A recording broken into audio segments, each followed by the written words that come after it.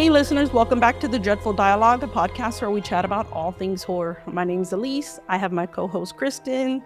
Hello. Hey. And Hey. joining us today is Jim Towns. He's an indie horror filmmaker known for House of Bad, End Times, and The Beast Inside.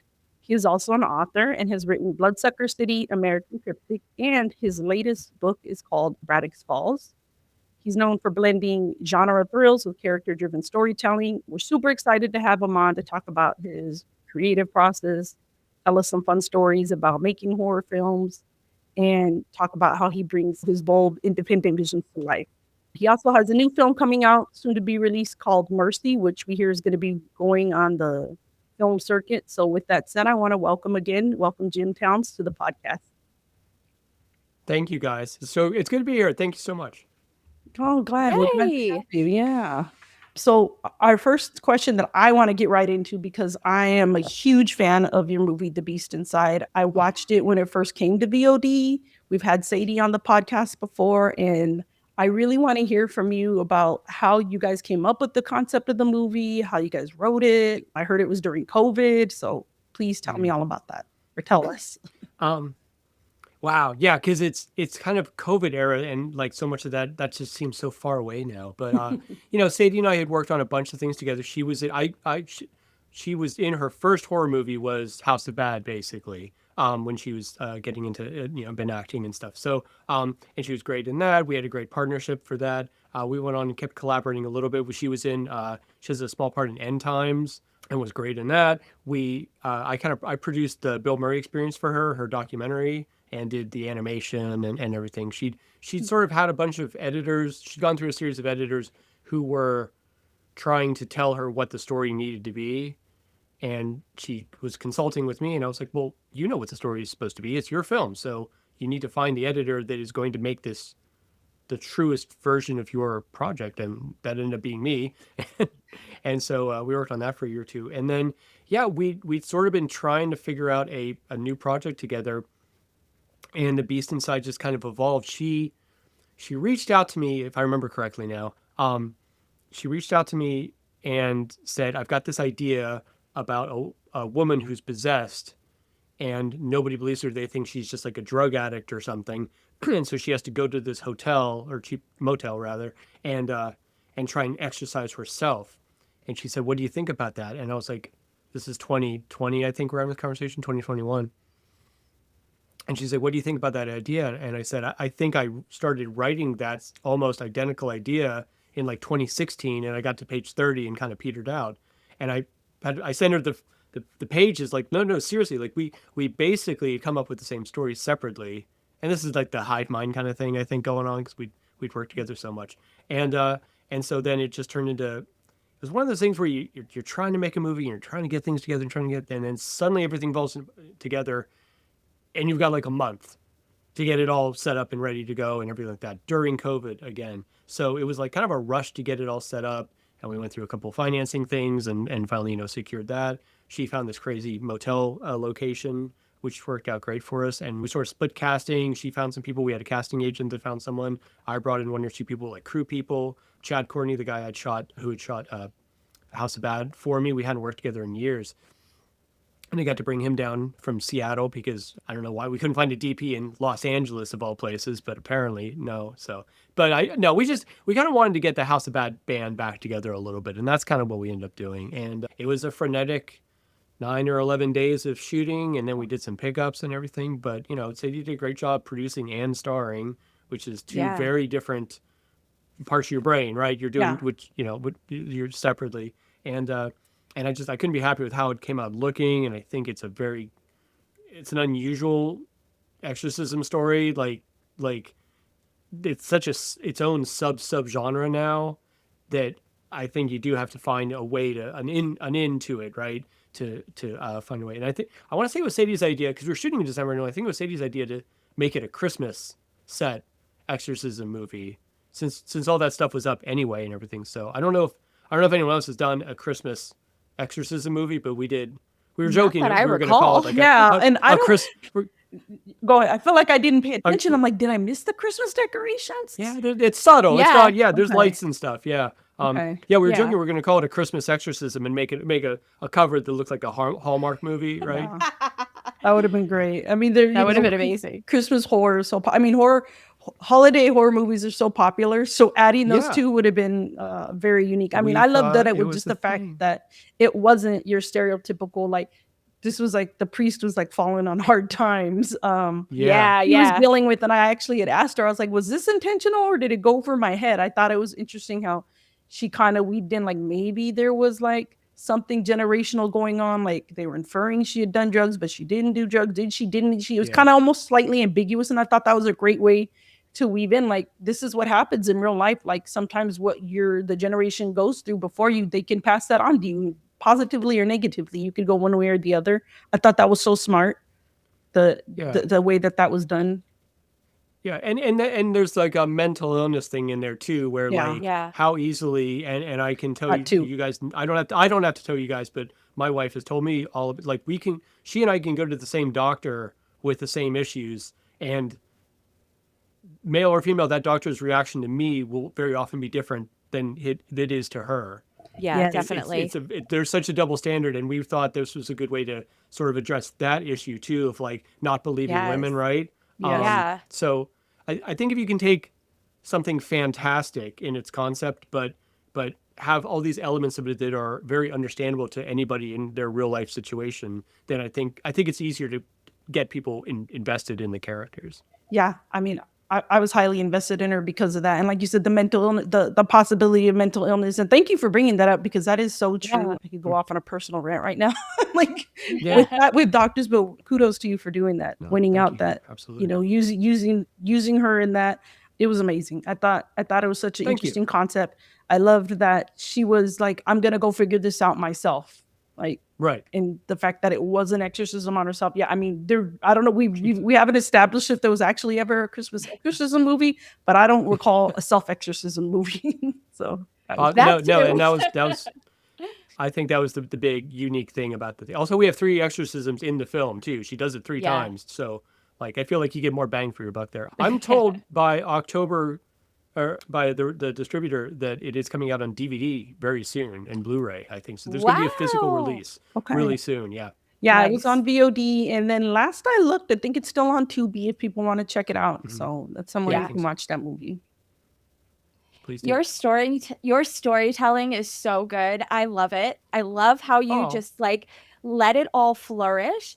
So, with that being said, Mercy is a very heavy-handed movie, right? And it has a lot of strong social commentary with it. It's addressing like a lot of like prejudices and things like that that are still very, at the forefront of today. So, is that something that inspired this movie? very much so. I work in genre almost exclusively, and Mhm. whether I'm doing, I always say in drama, like different genres, it's all just about how you resolve conflict, right? Yeah. In a horror movie, you have to chainsaw the person to resolve the conflict. In a kung Yeah. fu movie, you kick people to resolve conflict. It's just all, in a romantic comedy, you cry and laugh to resolve the conflict, right? Holding boom boxes over your head or whatever it is. But I do work safely in genre filmmaking, which means like everything you're trying to say as a writer gets to come out through allegory. So you're a little safer. You're a little removed. You're not, and I think it's powerful too. I think it'd be easy to make a movie about, if you made a movie, let's not easy, but if you made a movie about like sexually transmitted disease is bad, and of course it is, you're not really making a statement. You're just saying something that most people agree with, I think, or is Right, right. demonstrable. If you couch that in some kind of vampire story, now it gains. It's not as localized. It's more applicable to like a larger audience, and it somehow gets more powerful. And I enjoy doing that in my films, like we were just talking about The Beast Inside. When I came to Mercy, I just haven't done anything that is this current events topical with, Yeah. but everything that's going in our country right now. The things you see on TV and read in the news and stuff that are just, to me, just feel innately un-American and unpatriotic and downright criminal. it was this idea to do a science fiction movie. It's because it's technically dystopian Yeah. thriller, right? Yeah, It's set definitely. in the very near future where a lot of women's rights are restricted, LGBT rights are restricted. There are gangs of undeputized militia people enforcing nebulous laws that no one voted for and everything like that. Yeah. Yeah. And so, it's one of those things where we were conceiving the movie in late 2024 into early 2025. And we shot it in May of 2025, I think. Yeah. And as we got closer to shooting, reality started catching up with what I'd written about in this very eerie and very unfortunate way, to the point where by the time we were filming, LA was occupied by Marines and the National Guard. And it was like, this is so strange to be making a technically fictional movie. So our whole idea was like let's get the movie out while it's still fiction, right? Because that would be Yeah. great. Amanda Schoonover, who's my star and our producer in Mercy, who's fantastic. She's a Barrymore-winning stage actress from Philadelphia, and she works in LA. She's been in stuff with Eddie Murphy. She's done all sorts of stuff. She's amazing and a really good friend. We go way back, and we've been wanting to do something together for a while. And we had this conversation about like, are we doing this film? Like, are we committing to doing a film that is very close to being topical, that could very well anger people and whatever? And our final agreement was like, well, we're artists and we create things for a living. This is what we decided to do for a living. And we can go on our own social medias and type in whatever we want to say, and that's going to reach X amount of people. But if we do a film, and if we couch what we believe in a motion picture that is then released, then exponentially, right, that reach is going to get broader. And so, my thing is like, some people go to protests to protest things. Some people create stuff to protest things, and that's what we did. Yeah. That's amazing. I feel like Thank you. even though you said you work within the genre, like this movie to me is real life horror. I mean, it kind of takes Yeah. me out of the Yeah. element because and listeners and our regular listeners, they've heard me say this over and over, and they're probably sick of me saying it, but like horror is my therapy. Horror is how I deal with the real world. I love like escaping, like we're in Creature from the Black Lagoon. You're like, there's no creature in the Black Lagoon. There's sharks or whatever, but sharks really, Right. you're really not like have this big fear. I'm not going that far out in the water. I'm not worried about them. I'm a Yeah. vet, but I mean, I'm also somebody that like, I'm very I'm anti-war with a lot of stuff. I'm very methodical. I got to work with the local populations in a lot of places I met, and I'm a history teacher, so this movie like really hit me, and like it was to me, Yeah. this is a real horror movie in that sense. I mean, it's like you said, it's going on. I live in an area where we were terrorized for a couple weeks by ICE, and Yeah. it's a Yeah. heavy topic, and I loved how sure. the way you said it. Not everybody goes to protests. Not everybody. We all deal with it in different ways, and that this is your way of putting it out to the people. So thank you. I thought it was. Yeah. No, it I was- think it it's was important good. that everyone just do something, I guess. Yeah. Yeah. Whatever's within your power. Yeah. And you're saying about the catharsis of horror, and my theory about this is like, I think horror especially is cathartic because it creates this world where in the real world, kids get killed by drunk drivers and Yeah. people get cancer and stuff. There's no logic, reason, or fairness to what happens to your fate, right? And the people you care about. Horror gives us this idea of like, if you run fast enough, if you duck at the right time, right? If you're clever enough, you can escape death, whether death's wearing a hockey mask and has a chainsaw or whatever, right? Yeah. So it creates this, there's a comfort to that. It's like, if I could just be clever enough and resourceful enough and brave enough, I could do this. And we know in real life that has nothing to do with whatever your fate ends up being. But horror movies give us just a 90 minutes or 2 hours of just Yeah. believing that maybe that could be true. But Right. I wouldn't survive. You know? As much as I watch them, I'm always like, Yeah. oh, I'll be done so. Yeah. We wouldn't make it. We Yeah. both know it. I wanted to ask you about, and I don't want to spoil the movie too much because, of course, we want people to, read your stuff, watch your stuff. But the character Talbot, tell me about him. Like, how did you come up with him? Because I think I understood a bit of the significance of him in some of why he was there. But I mean, it mainly follows just the main character. We see her and her wife, and we see some other things. But he's kind of this like offshoot character. Tell me about how you came up with him. Yeah. Well, in Joseph Campbell, there's the whole idea of the little mouse or whatever that you meet along the road, the toad that gives you wisdom, right? And that ends up Yeah. being, Yoda is basically that character Uh-huh. in Star Wars.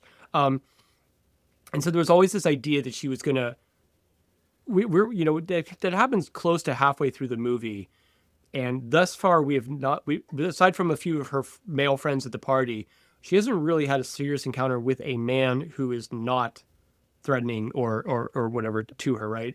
So the idea of taking her first interaction in possibly a while, right? The main characters with a guy who's alone in the woods with a stranger, right? Which is, you're very vulnerable, you're very and have that start one way and then turn into something completely different is something that you have these ideas for scenes and it's like, oh, that'll be perfect in this movie. I can use it. I can get it in there.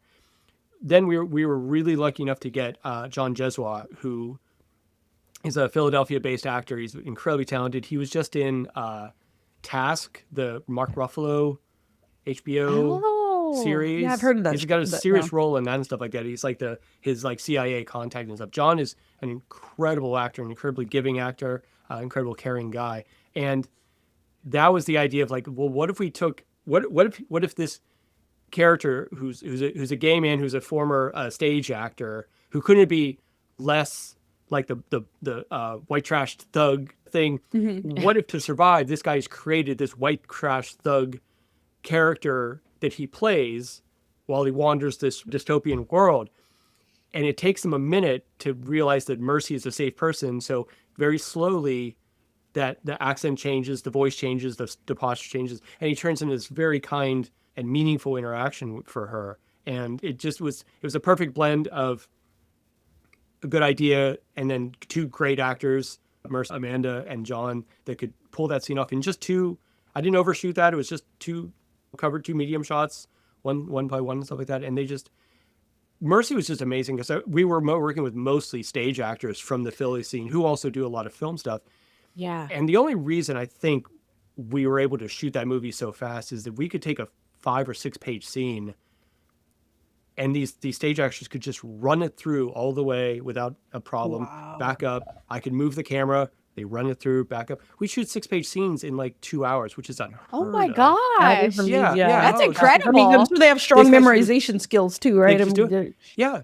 I mean, Amanda goes on and does one woman plays that are 90 minutes long, where it's all her doing dialogue. I don't understand. Wow. Look, I'm good at a few things in filmmaking. Yeah. I'd be terrified to have to memorize an entire page of dialogue and say it in front of camera.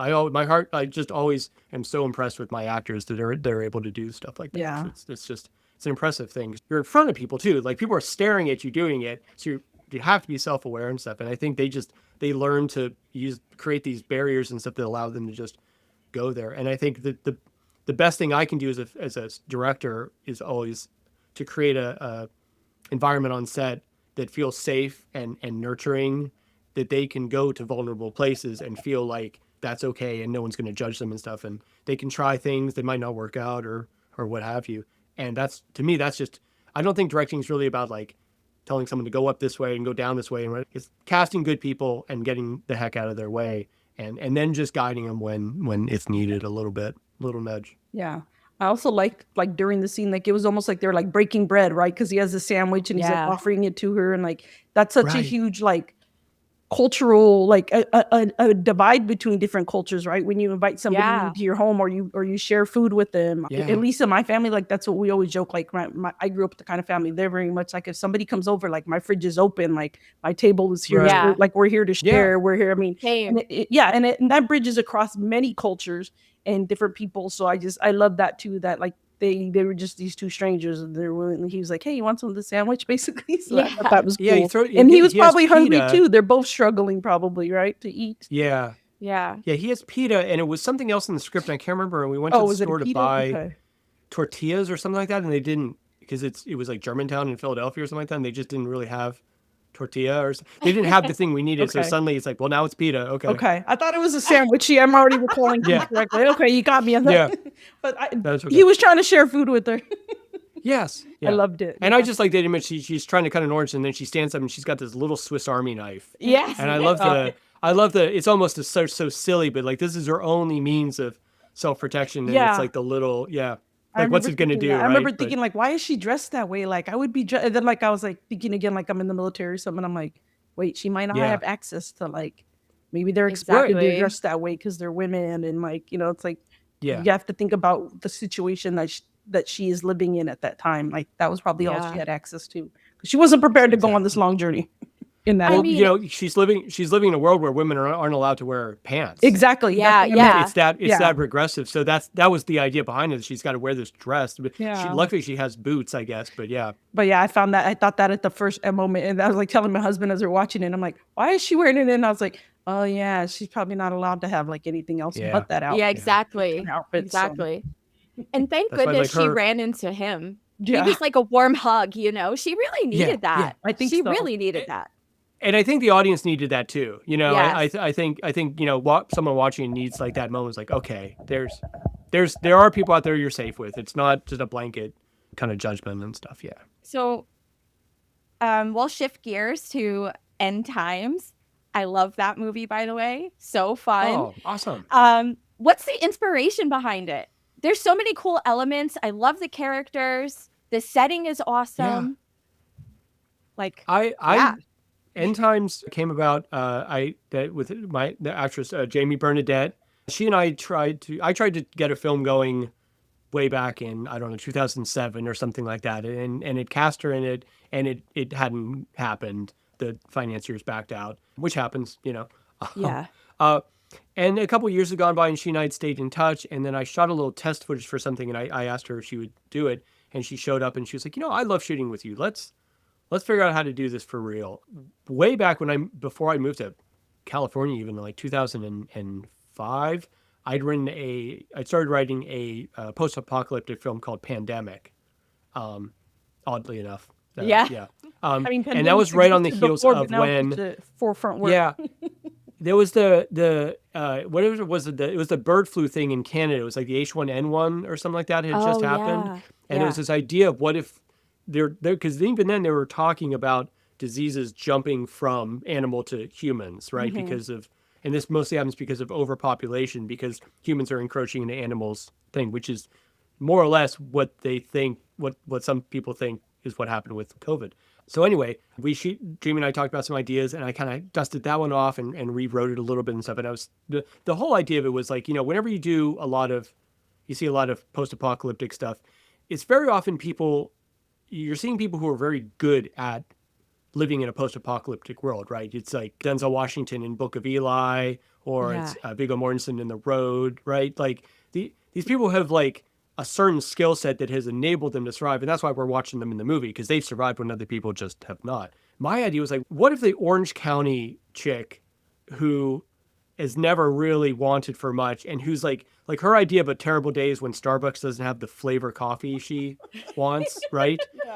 What happens when that person First has to world survive problems. with Yes. zombies in the wasteland? Yeah, like that's interesting.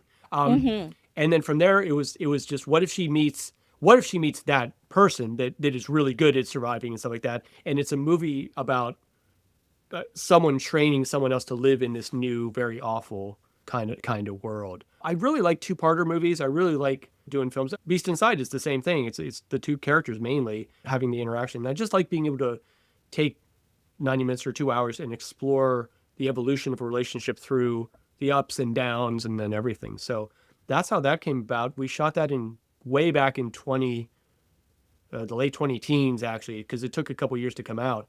And we shot anywhere we could find, any place that looked abandoned. We shot down in San Pedro, down here in a lot of places like Sunken City. And I found a old naval housing community that had been closed down for 10 years, and they were about to bulldoze it, and no one had been allowed to film there.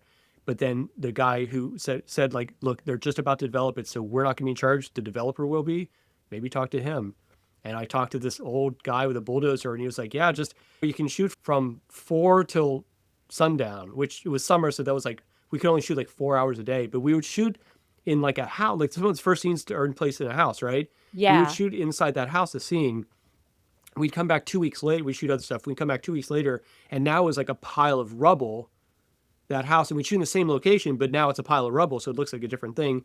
We'd come back 2 weeks later, and now it's just a flat kind of crazy thing. But that was it was a hard shoot. That was mostly exteriors. It was in the summer. We were up in Simi Valley and stuff like that. It was hot. It was not a lot of access to bathrooms and everything. So everyone that worked on that film was a real trooper. It was really experience. I really after that I really did want to film a movie that took place mostly inside. I bet. For many reasons. Yeah. I was like, oh, Yeah.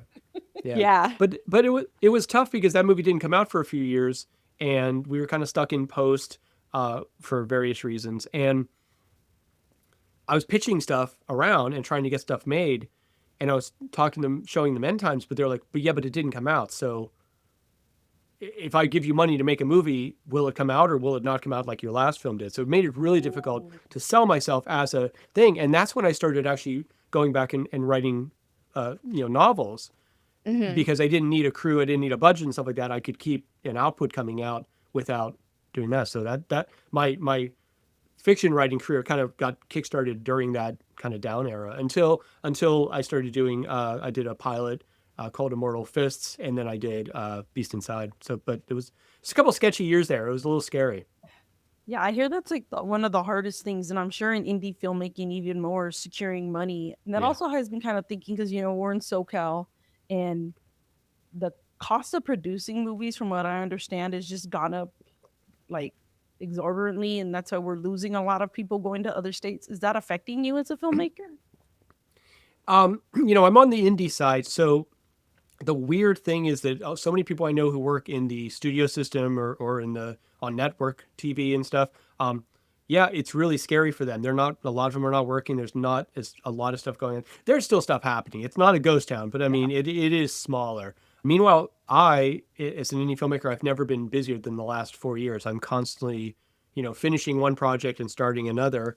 I've shot a couple of movies outside of LA, and that's really helped too, because I've been able to get out of this system where permits they have initiated a changing the permit system for small budget films, which is fantastic, and I really applaud LA's government for making that actually happen and the people who pushed that. But yeah, permits are incredibly expensive. Locations are forbiddingly expensive and stuff. But the thing I'm finding is that I have a friend who works for Netflix, and he produces shows for them, but he's trying to do his own show, and he's going to shoot it in Buffalo, New York, and he's going to shoot it indie because he said it's the Wild West now. Like, no, you can't get the real stuff done as much. So everyone's just going back to their roots and being like, well, let's go grab a camera and shoot some stuff. It's kind of a weirdly gold rush moment for indie film, and I'm lucky enough to be kind of stuck in the middle of it. And yeah, things are going wild and stuff. I'm shooting a new series, a limited series right now that just fell into my lap and just started going and stuff. But that said, I mean, my heart goes out to all these people who are like very much at risk of losing their houses and they're trying to put kids through school and everything like that, because it is a tough time. And I think California, a little too late, realized where this was headed and where productions are running away and everything. But it's not just a California problem. What I've been told by people in the industry is really that it's our healthcare system. If you go film a movie in England, if you're a Marvel movie and you go film in England and you've got 4,000 employees, right? If 2,000 of them are local British people that you're filming, those people's healthcare is nationalized, so it's covered. If you do that same movie in America, you've got to pay into their health insurance, and if that's 2,000 people, that's a significant amount of money out of your budget. So it's not just tax breaks and things like that. It is our healthcare system is helping destroy the American film industry. That's a shame, especially again like living in SoCal. Like I'm so used to like, and I probably sound like a snobby Californian when I talk on the podcast to listeners, and Kristen's over in DC, never been to California, but I'm like, you're fine. It's an annoying and fun thing living here, because it's annoying when you were like, because you're like, oh, like we can't go to this one area because they're filming this, but it's also like that's so cool, they're filming something, and like and I live far out. I don't live close to LA. I mean, I'm a bit of a distance.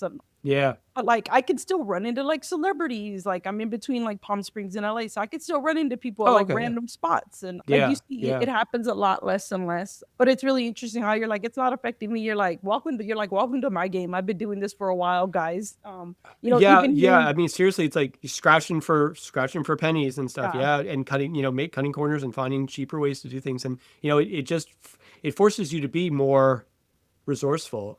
My first LA gig in show business, I was the stage production assistant on the Reba McEntire sitcom mhm. show for the last season, which was a great experience with great crew and great cast and just wonderful people and stuff, and really like set the standard for like, okay, this is what I want my sets to feel like. This is great. Yeah. But at the end of that because that series ended with the season I was on, so I'm in there in the soundstage, and they're just breaking stuff down, and they're throwing away things in dumpsters that are just Oh, like man. 600 square feet, of black muslin, which is like You can use tens that of for thousands sound of dollars worth dumpler of stuff. That dampener, is right? Yeah, that's rolls of gaff wild. tape of every different color and stuff like that. Oh. Gaff tape's $40 a roll and stuff. And Oh my I'm like, does gosh. nobody wants this? And they're like, yeah, no, take it, whatever. I worked for like the next three films. I just Mhm. had all this grip equipment and stuff like that just based on the stuff that they were throwing away. Yeah. It was meaningless to them, right? Wow. I mean, I'm still thinking Yeah. about, like, how you found that location for End Times, how you're saying, you're like, Yeah, "Oh, yeah. Yeah. Oh yeah. demolish." It's like Yeah. creativity, thinking outside of the box. I hear that That is also so in cool. indie Yeah. filmmakers, like, And you kind of because we're everything a you lot of look at, hacks. you have to have that in mind. Yeah. You're like, what could this be? What's this? And to the point where I have friends who are restoring an old house in Tennessee at some point and trying to turn it into like a whiskey tasting place and stuff. But they're like, hey, before it looks really nice, you should get in here and film. Come film some zombies. So yeah, Come film some That's zombies. amazing. I love That's it. I'm fortunate to have a network of friends and stuff who've opened up their houses and all sorts of things to let me film some stuff there. It's great. Yeah, it's cool. That's amazing. It's so funny you mentioned working on a series because I was going to ask, would you ever consider making a mini series? Because I would love that. Could you make one? I'm making one right now. That's amazing. I'm making You I'm read making my a mind. 4-part You tell us limited series. Tell us about it. We are currently Yeah. filming. Well, whatever you're allowed to share uh, about it, tell us. Yeah, yeah. It's called Whisper House, and the main character is based on a friend of mine I went to high school with, who is a hospice nurse. And whenever she and I talk, we talk about her work and stuff. And I'm always struck with what an amazing job that is. You're a nurse with your patients have 100% mortality rate, right? Mhm. Like you're not there to save people. You're there to make their passing comfortable. And a lot of us have dealt with hospice nurses in our lives with our loved ones and stuff.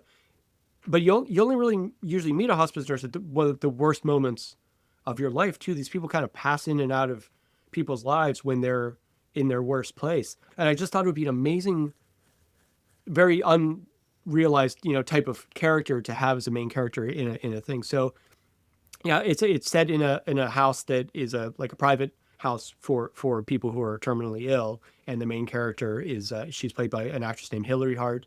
We're having a great time shooting it. We shot it at a private residence in Palos Verdes. We just finished our first block of shooting for the first 3 weeks, and it's just amazing old stone building right on the cliffs and stuff. It was built in 1970. It was in Mannix, that TV show with Robert Conrad. In like 1972, it featured in an episode. It really it's got this kind of storied history, and it is unfortunately not long for this world. They are going to have to tear it down pretty soon because that whole part of the cliff, at least that whole part of the cliff is going. Yeah. So there's whole doorways in this place that were it's like that now, and Wow. the level. Yeah, it's starting to. So my first film, Prometheus Triumphant, we shot in Dixmont Lunatic Asylum, which is an abandoned asylum in near Wow. Pittsburgh. It's gone now. It was built in 1888, closed in 1988, and we were filming in 2004. And it was terrifying. It was like a Danvers type place. And we shot there, and then now that's gone. So and then I shot at that naval place, housing place, and it's gone. So I guess one of my keystone things is filming in places that are very soon to be demolished. If you How want anything convenient. demolished, let me know. I'll go film there. Yeah. I mean, know. unfortunately, I we love have how that works we have a out. lot of that. They just turn them in, and then they build a warehouse. Yeah. But I guess, I mean, the nice thing is it serves as a document, hopefully, of these places that like here's what it looked like, and here it is filmed and lit very nicely, so you can appreciate the architecture, you can appreciate the history of a place like that, and before it's gone. Now, is that a But yeah. horror is that a horror genre It's or horror. Yeah, Nice. it's a full-on return to horror for me after a couple years okay? after because Beast Inside was really my last horror movie. I guess you call Mercy a bit of a thriller, but Yeah. I've been directing a lot of martial arts stuff since then, and I'm excited to just be back in it. Okay, cool. Nice. I'm excited. Yay. Hopefully. The Whisper House is on. I know there's a moment for me to plug stuff, You're not but doing that. Whisper House is on Instagram, Instagram.com, Whisper House series, I think it is. And Okay. and we'll be updating it, and I'll be updating you as well. So would you be able to see some of the if you're posting any things about like while you're filming? Yeah, we've already posted a little bit of footage and some stills and stuff. In 2021 with 22, I should say, Killer X, I started shooting my own films. We shot back in Philadelphia. We just didn't think we were going to be able to find a cinematographer that we could afford who was up for shooting a movie at the level we needed. And I shot B-roll and second unit stuff on some of my own films. And I decided to just step in and went to YouTube University and really tried to learn from the masters as much as I could. So Whisper House will be the fourth project I've shot myself. And I do believe like I've really reached a point where it's like, okay, now I'm very happy with how I shot Mercy, and I was happy with how Mercy looked, but now I'm in a space where like I have this beautiful building right on the cliffs of the ocean and stuff like that. I'm really excited with how the show's coming out looking. Nice. Do you have any like tell us, do you have any behind the scenes or fun set stories from anything that you've been working on or that you worked on? When we did Beast Inside, Vernon Wells was in it. Yeah. And Commando, right? From Commando and from the Road Warrior, Yeah. right? He's the Mohawk guy with the boy on the back of his motorcycle. And now of course he looks like biker Santa Claus, right? He's older and Yeah, everything. you mentioned it. Yeah. Such a nice guy, such a cool guy. And there's downtime on sets where they're going to change a lens or they're going to do something with a camera or a light, and you have a minute. And whenever that would happen, I would turn to Vernon and ask him questions about Road Warrior and stuff. There's a moment in Road Warrior where his character like pole vaults into the good guys' bunker, and this dude my size turns around and Vernon's character headbutts him, and there's a single frame, like a white frame, when he does it, and it's like the impact, right, where you see white, where you get hit in the head. And I was asking him, like, did George Miller, like, was that a plan all along, or was that to cover something to fix it? He's like, no, it's a plan all along. And that was my awful Australian accent impersonation, no. And he would get telling me these stories, and I'd turn around and the AD was like, we're ready to go. And I was like, hang on, he's not done talking about, this is the guy who traversed from a dune buggy to a semi truck going 40 miles an hour with no safety rail. No, that's just how they did it in Australia back in the day. That was fun stuff. I'm trying to think of any like other really hilarious. No, that was a good one. I like that. I won't lie. We asked this question of all of our directors because we always get a fun story. Yeah. Ones that nobody was around, like, because it's not on film. It's something you guys were there for. Yeah. Only, On Beast Inside, the scene where the sister is taking a bath and she has this like hallucination that the brother comes in and assaults her and everything. We shot in this old house that is actually very near me in San Pedro, which is great because I could skateboard to the shoot. It was great that day. We got there and it's a beautiful old Victorian type house and all this stuff like that. And it wasn't until we were starting to get towards partway through the day and we were going to get ready to shoot that bathtub scene that we found out there's no hot water in the house. There's no gas. So now she has to get in a bathtub, right, and everything like that. So we're working hard. Like the one production assistant is boiling water in a tea kettle for like tea, and then pouring it into thing, refilling and pouring it and stuff like that. And we got to the point where it wasn't quite an ice bath thing, but it was still insanely cold. So that was one of the things where poor Danielle, she was such a trooper to get in that. We had to get everything set. I had to figure out exactly what I needed to shoot, get her in there, shoot it, get her out as fast as possible, and she did. And she was a real trooper for that. But now people like pay to go do that, so I don't know what. This is true. I don't get it. Like, it doesn't seem like comfortable to me, but okay. I mean, good for them. I know. Did do when I was in. That's why people go do pay money to have expensive things in there. Yeah, It's like the that's right. Yeah. cryo or some cryo bath. Right. When I Yeah. was in Japan, I did the ryokan thing where you go in the bathhouse and you go in the really hot water and then you jump in the cold water and it's supposed to shock your system, and it does shock your system. I'll tell you that right now. I bet. It works. Wow. Yeah, when I go Yeah. places, I like getting I'm like, once I get in the jacuzzi, I'm not getting back in that pool because I Right, wouldn't get in know the when pool. like an ice bath. It's a linear thing from cool to warm. Yeah, no, I get that. No, But I'm not doing that. but yeah, stuff like that goes down on set, and all you can do is just try to push forward and try and protect everybody. But just like, look, there's a moment where we got to do this, and I'll try and make it as fast for you as possible. But like, take one for the team, and they're actors. They're pampered most of the time. Once in a while, if they have to do something like that, it's a good story for them too. Yeah. That's what I think. Well, tell our listeners about. We heard about your mini series. Tell us about any other projects and where they can find you if they want to follow on social media. Ooh. Yeah, you mentioned Tubi, and there's another platform called Fossum TV. I don't know if you guys have heard of that and stuff. It's kind of a growing thing. It's like awesome, but with F in front of it, Fossum. Oh, okay. It's an app you can get on W- TV. You can get it on your mobile devices and everything like that. And they have a great selection of indie films, but also older movies, series, all sorts of stuff. They have the rights to a lot of great stuff. It's like Tubi. It's like commercial, sponsor based and stuff, ad based revenue. But a lot of my stuff's on there too. I do believe Beast Inside or End Times, one of those is on there, as well as I did a film called Killer X, which is a martial arts film. It's on a couple of Tubi and a couple of the other projects, the other platforms as well. Right now, I'm just working on Whisper House, and it's a bit of a beast of a thing. It's 4 hour long episodes. So now we're talking about 180 to 200 minutes worth of streaming. But this is kind of where I've wanted to go. I've wanted to head towards the streaming side and try that out as opposed to features, because I really think it's a good home for storytellers, and that's how I see myself as a writer and director. Yeah. And I really think as far as making a living doing this, it's a really good prospect, because it is very hard to make a living making features, right? Indie features right now. You can kind of get paid to do it, but if you're on the producing side, it's hard to really make good money releasing your if you don't have a lot of like higher end name talent and things like that. So the business remains challenging for me as well as people on the studio side. So you try what you can and everything. But I'm really excited to the people I'm working on Whisper House with and everything. And I'm just excited for Mercy to come out too, because I really want people to see what we're trying to accomplish, Amanda and I, and hopefully be moved by it as well. Yeah, she was really great in that. We're lucky that we got to check it out early. Yeah. So after it Yes. makes its way to the circuits, people definitely need to check that movie out.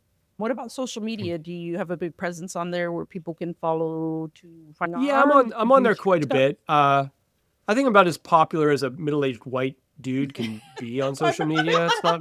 I didn't mean Not mid presence. really. Like, trust me, we don't have huge following either. We meant presence, Yeah, like, as in, like, yeah. you're sharing things if people want to see if people want to check out your projects. Yes. But I do. I'm all over there. I'm on Instagram just at Jim Towns. I'm on Facebook just Jim Towns Films. I share mostly the same stuff across the board. A lot of my filmmaking journey. I vlog quite often and talk about what's going on in my projects and everything. I'm on Substack. I just started that pretty recently, and I'm finding that to be a really fun platform. It's really a platform for creatives more than it is like, here's what I made for dinner tonight kind of thing. I held Right. off on that for a while, but I enjoy that. I'm on YouTube. I have a thriving YouTube channel where I post a lot about, again, the blog stuff, but also I do some series. I just did a series called The Image.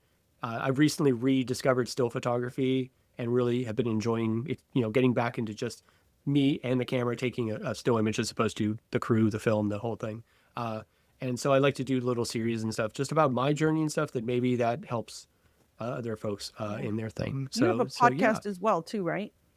And I have a podcast Yeah, since tell 'em about your podcast. 2020. I have been a co-host of the Borgo Pass Horror podcast. We are on every single podcast platform, Apple, and also what are the whatever all the other Spotify, ones are. Amazon, I don't know. Spotify, that's the other one. Yeah. Listening Whatever. site. Because we have a service that does that for us, so I don't know. But yeah, Yeah. we're all over the place. We mostly cover classic horror films from silent era all the way up to like the 50s or 60s or so. I think the most recent one we might have done was Last Man on Earth with Vincent Price, which is the first filmed version of I Am Legend. Yes, yes. right? Richard Matheson's I Am Legend. There, Yeah. thank you. I had a little senior I was like, moment there. I had a moment too. I'm like, am I saying the right one? Yeah. Yes, exactly. We've covered King Kong, Godzilla, all the Nice. Universal Dracula, Wolfman things. We're merging into doing something like the 50s giant monster movies and stuff. We've done Tarantula, and we're going to do like Beast from 20,000 Fathoms and stuff. Just all really fun stuff. And, you know, it's just me and a co-host talking in quite nerdy depth. I mean, the episodes are like an hour and something long, so it's sometimes longer than the movies we're talking about. But it's just a celebration of these older films. And those are the movies. I came up in the 80s, and a lot of my friends were into Jason and Leatherface and Freddy and stuff. And I watched those movies and I enjoyed them. But for some reason, I gravitated back towards Frankenstein, Wolfman, like the more gothic, older films. And it's neat to see remakes coming out right now of like Nosferatu, Yeah. Wolfman, Dracula. You know, these things aren't. These characters never go away. They just sort of inherit different iterations in the different generations and stuff. But we're solely dedicated to the OG versions, and we have a lot of fun talking about that. So we're on Instagram as well, and again, we're on just about every podcast platform you could want to try us on. Excellent. Well, thank you so much for being with us today. Yes, we really Thanks, Alyse. appreciate It was so nice talking with you. Thank you so much, and thanks for watching the movies, and thanks for supporting indie film. I really do appreciate it. Of course. Yeah, we're very glad you reached out to us, and we're happy to have you on. Yes, definitely. So that brings us to the end of today's episode. If you enjoyed listening, the best way to support the show is by subscribing and leaving us a 5-star review wherever you get your podcasts. You can also follow us on Instagram, Dreadful Dialogue Podcast, or visit our website, dreadfuldialogue.com. If you'd like to support the podcast even further, you can donate to our Buy Me a Coffee Fund, and your support helps the show grow, and we really appreciate it. All right. Hope our dialogue wasn't too dreadful for you guys. And again, Jim Towns, thank you. We really appreciate having you on. And with that, Thank you. Thank you. take care. Have a good one. Thanks, Bye. guys.